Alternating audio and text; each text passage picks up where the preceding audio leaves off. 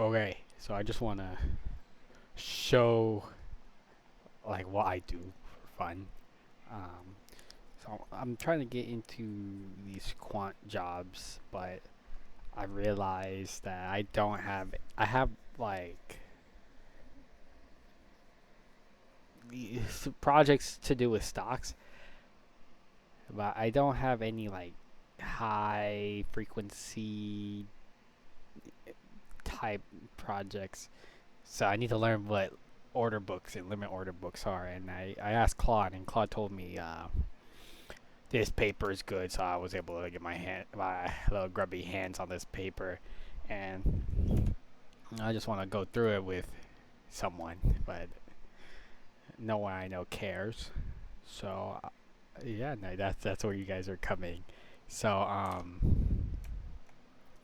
so so far, all I know, what I found out from this first paragraph is that there's a dealer, and the dealer is the big guy, the firm, or it could be anyone. Now that internet makes everything so fast, a dealer could be any guy on Robinhood putting limit orders on both buying and selling. If you do on both, you're dealing, you're providing liquidity. That's pretty much all it's doing. What else does it say? Yeah, so it says anyone could do it, and this paper is looking at like how can we optimally, like, they're gonna study optimal strategies of bid and ask orders on these limit order books. So the limit order books, a limit order is saying I'm gonna buy or sell at this specific price. Who cares about the price right now? I'm only gonna do at this price. Okay, let's keep looking. The pricing strategies of dealers have been studied extensively in microstructure literature. The two most often addressed sources of risk facing the dealer. Okay, so yes, being a dealer isn't risk free. Of course, risk. You guys see that? Oh yeah, not risk free. Right. Okay, here's our two risks. The inventory risk arising from uncertainty in the asset value. I don't know what that means. What do we mean by we mean not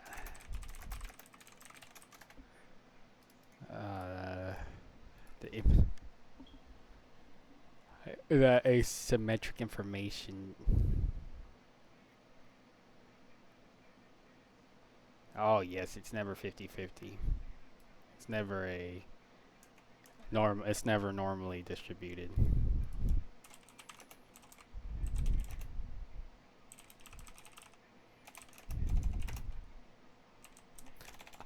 I guess making it hard to predict. I think that's. I guess that's what it is. We don't know which way it's gonna lean. Useful surveys of these results can be found. Okay, I could read these later. Focus on indicate. We're gonna look at the inventory. Okay, so I'll eventually learn what inventory is. In fact, our model is closely related to a paper by what analyze optimal prices for the monopolistic dealer. I don't know what that is.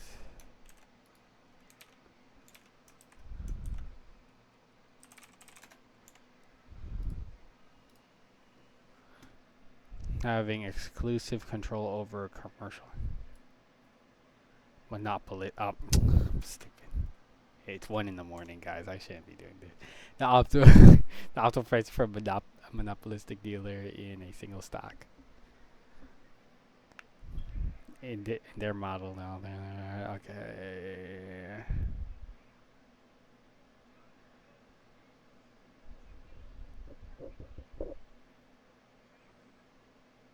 Okay, I don't care. Okay. Well, I just want is to combine the utility framework. Okay, yeah. I'll read that later. The paper is organized as follows. In section 2, we describe the main building blocks for the model,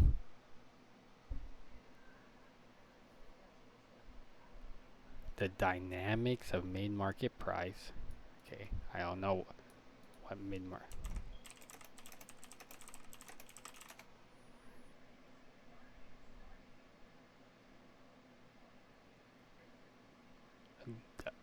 The midpoint between the buy and sell price of a currency pair. Can we get a picture?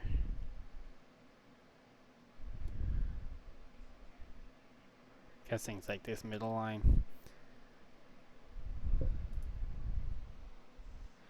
The average price. The dynamics of the main building blocks for the model, the dynamics of the mid-market price, the agents. Okay, I found the agent is what is doing the trade. So most times it's not a human doing the trade. It could be code. The dynamics of the mid-market price, the agent's utility objective, and the rivalry function distance from the mid-price. Fine. In section 3, we resolve the optimal bid and ask quotes and relate them to the reservation price of the agent given current inventory. We then present an approximate solution numerically. Okay. And compare the profit and loss profile. P&L. Okay. So that's fine.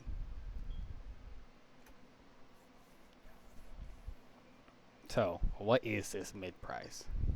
Okay, remember up here we say the dynamics of the mid-market price. So we want the dynamics. For simplicity, we assume that the money market pays no interest. The mid-market price or mid-price of the stock is okay, so it's just a Brownian motion. And this is Brownian motion right here.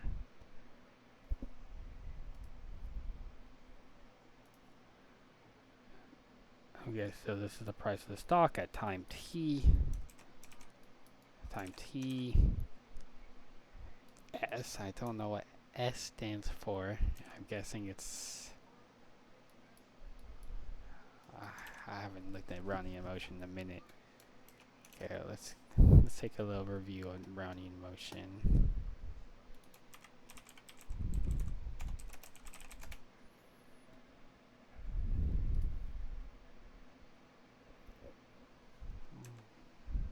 Wait. Okay. Is there random? Yeah, so it's just particles, but what is the formula?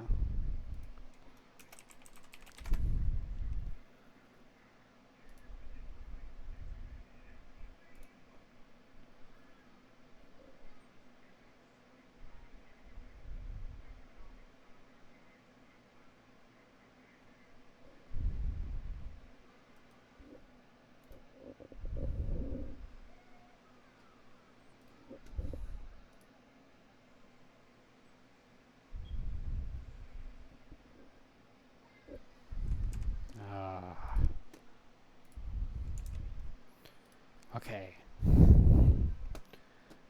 So we have that. Oh. Ah! Beautiful. Random walks.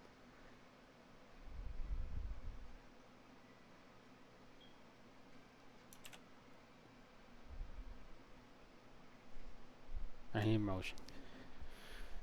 2.1. Okay, I just don't know. What is this? This price at this current time. This is the random direction.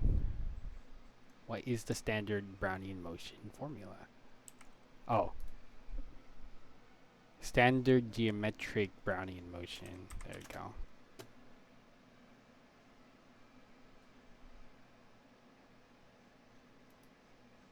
Ah, found it. A stochastic process, ST. Okay, so now this is not stock at price. This is stochastic process. So to be following, it's a stochastic differential equation. This is not that. What does WT represent? And so this is the Brownian motion. WT represents the Brownian motion. And this is the volatility parameter. So then I'm guessing S is the stock price then. What's it?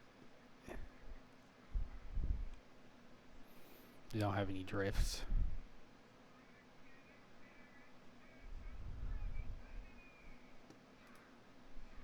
And then W, why is it W? It's probably more efficient. So, so this is the stochastic. This is the Wiener process. This is the Brownian motion. That WT. We have sticky notes on here. I'm on the wrong. No sticky notes. Fine.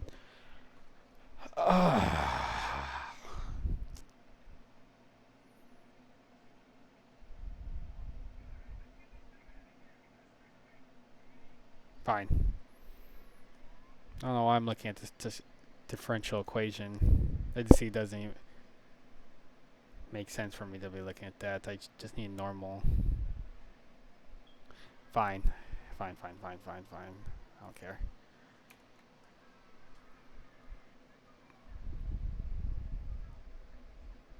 We chose a simpler solution and ensures that the utility function introduced in this sequence remains bounded. The mid price will be used solely to value the agent's assets. Okay.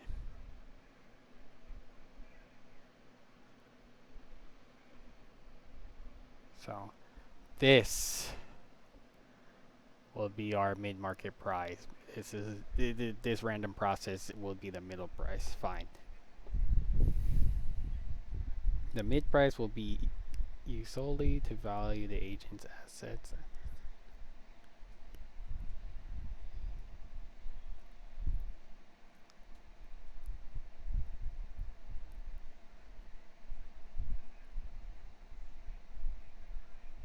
Risk of his inventory in stock. I'm still confused on what inventory means. What it's, and I'm guessing we're not using. There's no real stock data. This is just a fake stock. We're using Brownian motion. Yes. Okay. So this is a fake stock that is being modeled with this Brownian motion equation. Fine.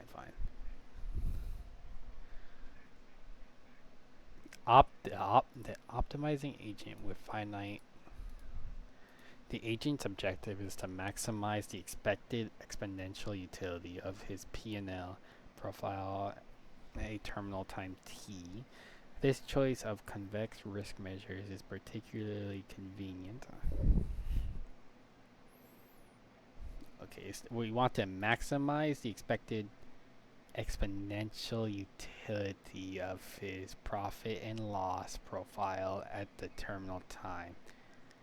Well, I don't know what the hell expected utility, expected exponential utility of a P&L is. What is this? They're just pulling out these phrases. Terminal time, okay, at the end of the time period, we want to maximize this exponential utility. Is a specific form of a utility function used to. So it's a risk management thing. Can I get off wiki? What is this? No. Give me some images. The risk management. So this is how useful it is. I don't know why it's exponential. I don't get why. Fine. This choice of convex risk measures is particularly convenient since it allows us to define reservation or indifference prices which are independent.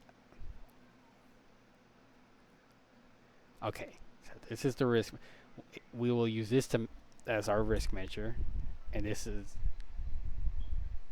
and we want to maximize that. Oh, it's convex. Is that exponential? Fine, I guess. So we want to maximize that. So not, what if it, I guess makes sense why it's convex. Since it will allow us to define a reservation or indifference prices which are independent into one year at the other. We first model an inactive trader who does not have any limit orders in the market. Okay. And simply holds an inventory of Q stocks. Okay. Our inventory is the stocks we own. So go back up here. I could say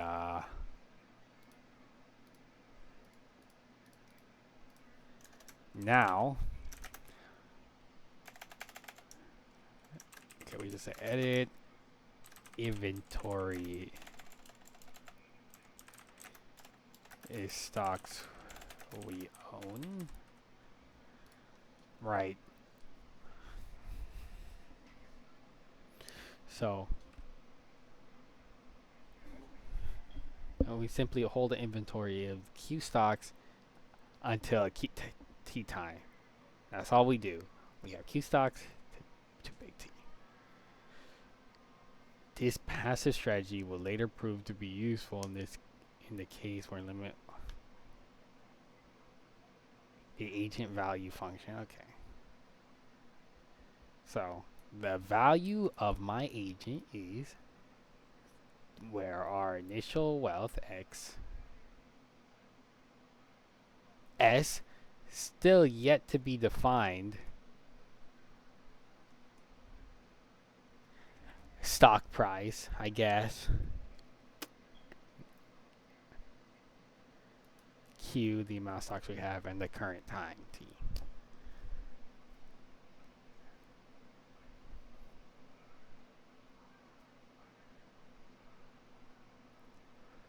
Is equal to the value of our agent is equal to how much money we have, the value of the stock, how much of the stock we have, and the current time. Makes perfect sense.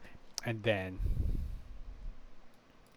we are to maximize the expected value of the exponential utility. I'm assuming this will be our exponential utility. We have this. Okay, fine. I still don't understand why this one specifically, but that, who cares? So it's going to be a negative exponent.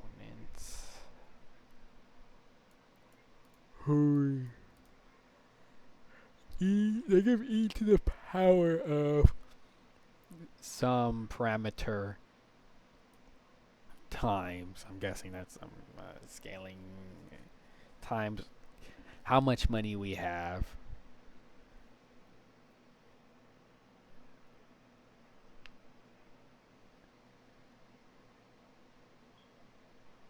And how much money we have plus how much stock we have times the stock price. That's defined by the Brownian motion. So then that was actually just small s plus sigma Brownian Wiener process. Okay.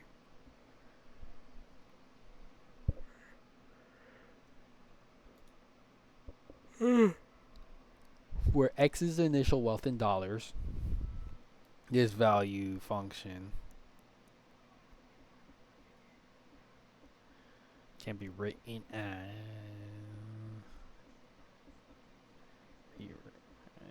okay. How did we do this? So these are equal. I'm guessing there's some roll with expected values.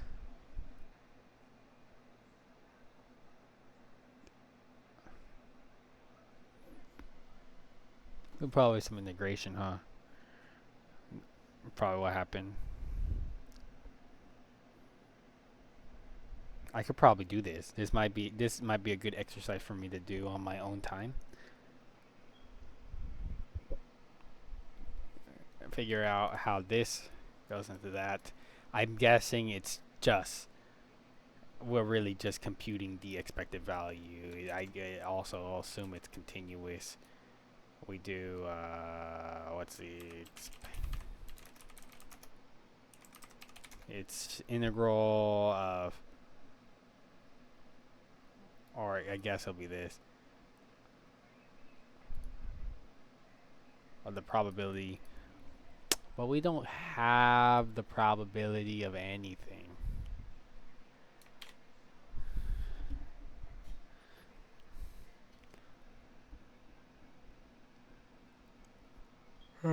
I think I could figure it out.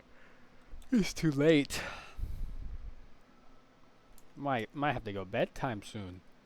How long am I gonna do it?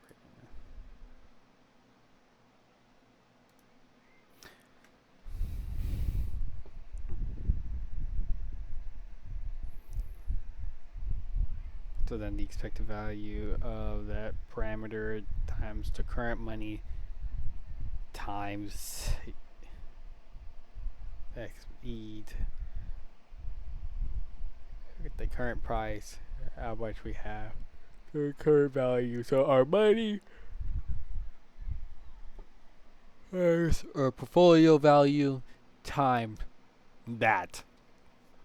And that's the randomness of the stock. Okay. We may now define the reservation buying and ask price for the agent. The reservation. Okay, I think I'm gonna just get to here before I go to bed. I'm getting tired.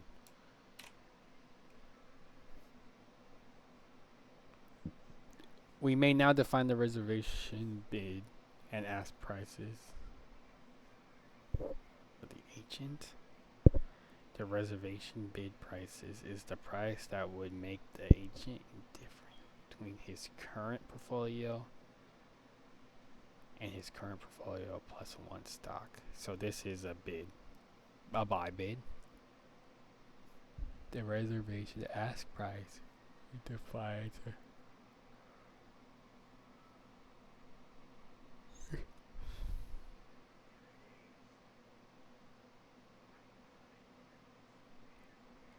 Okay.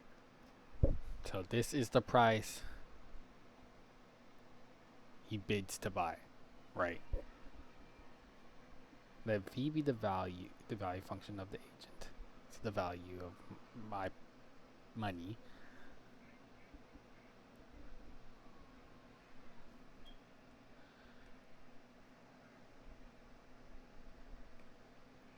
His reservation bid price, R, V, reservation bid, is given. So this is the limit order. That is given implicitly by the relation. Okay, so now our current wealth is then our so this current wealth is the money we have minus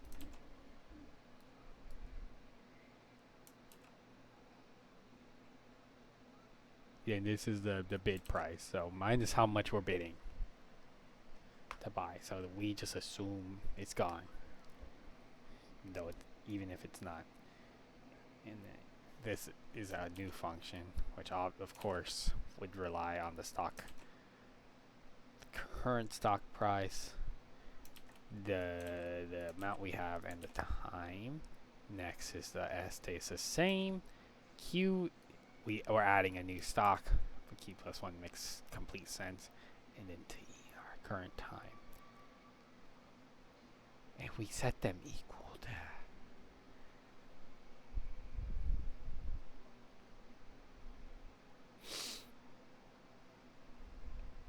implicitly by the relation.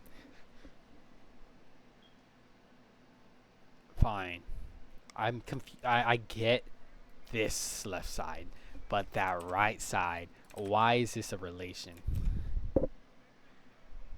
The agents. Oh, I'm sorry. This is how we're using this to find the bid price. Duh. Sorry, too late. It makes yeah. We're looking for this. We know this. We know all this stuff. Fine. The okay, and this is for our cell. We ask. This makes sense since that subtracting we add. We lose the stock. And this is our current thing, and this will be optimal. Wow, optimal. I don't know about optimal, but that would be.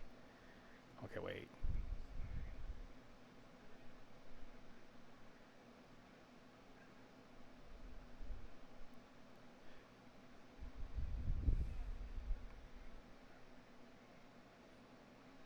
It is the price that would make the agent indifferent between his current portfolio and his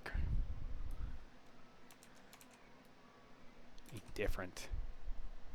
Indifferent. What do we mean by indifferent? That's a very particular. That's a very specific word he used, or the authors used. Let's see.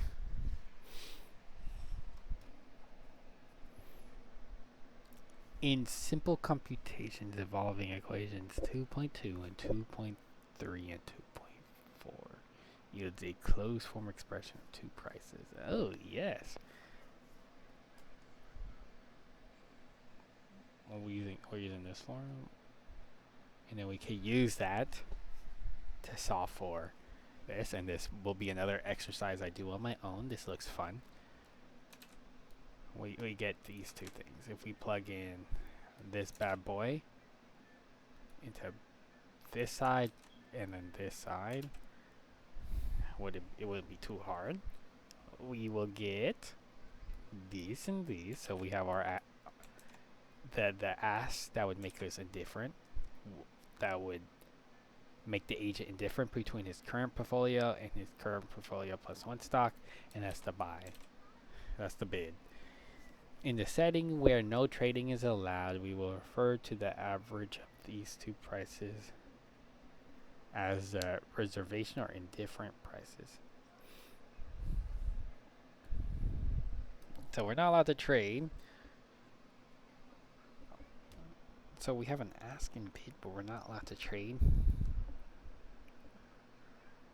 Fine. Okay. We will refer to the average of these two prices as the reservation or indifference price. Fine. Fine.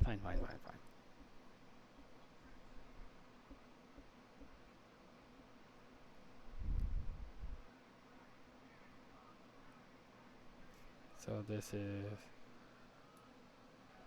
so now just R. If we average both of these, get that, and this is taking the average. Cool.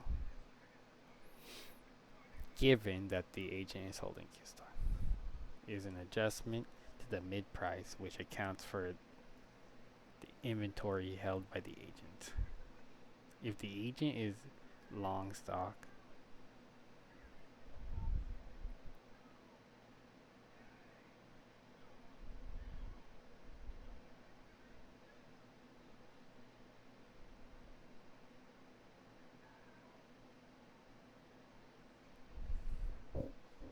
if the agent is short stock,